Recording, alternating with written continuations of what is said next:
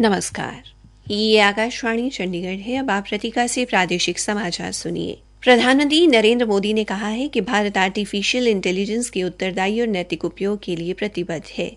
नई दिल्ली स्थित भारत मंडपम में आर्टिफिशियल इंटेलिजेंस वैश्विक साझेदारी शिखर सम्मेलन को संबोधित करते हुए श्री मोदी ने कहा कि ये प्रौद्योगिकी सामाजिक और समावेशी विकास के लिए है और सरकार विकास के लिए इसकी क्षमताओं का अधिकतम लाभ लेना चाहती है।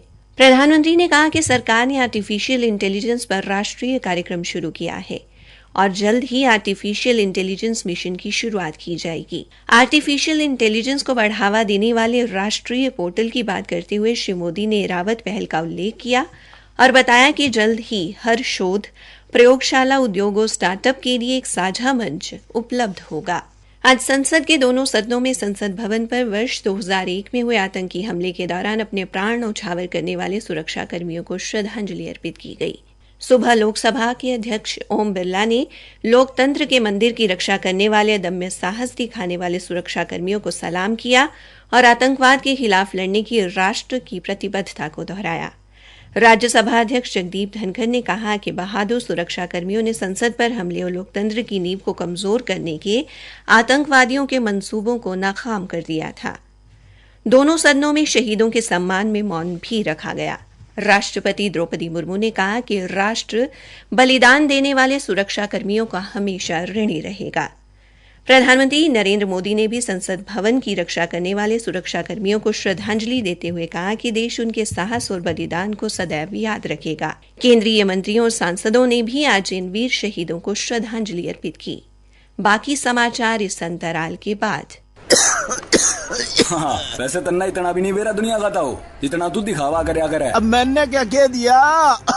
अरे तू कुछ कहे, इससे पहले तेरी खांसी कह देवे है। अक 2 हफ्ते तक ज्यादा खांसी, बलगम में खून आना, लगातार बुखार आना, भूख और वजन का कम होना, ये टीबी के लक्षण है। अच्छा, टीबी क्या करूं भाई? अपने नजदीकी सरकारी स्वास्थ्य केंद्र पर जाके अपनी टीबी की मुफ्त जांच करवा ले। और यदि टीबी आता है तो हर रोज टीबी की मुफ्त दवाई खाना। साथ ही साथ हर महीने 500 रुपए पोषक आहार के लिए उपचार के दौरान सीधे अपने बैंक खाते में पाना। इस मदद के लिए बस टीबी के मरीज को अपना आधार नंबर और बैंक खाता सरकारी स्वास्थ्य केंद्र पर लिंक करवाना होता है। ये तूने बढ़िया बात बता दी भाई। एक बात और सुनता हूँ, इतनी जल्दी ना करे। ये सरकारी सुविधाएं प्राइवेट डॉक्टर्स के पास इलाज करवा रहे टीबी के मरीजों के लिए भी मुफ्त उपलब्ध हैं। और अधिक जानकारी के लिए टोल फ्री नंबर 1800-11-6666 डायल कर लिए। आइए मिलकर टीबी को हराएं। टीबी हारेगा, देश जीतेगा। राष्ट्रीय स्वास्थ्य मिशन, स्वास्थ्य विभाग हरियाणा द्वारा जनहित में जारी।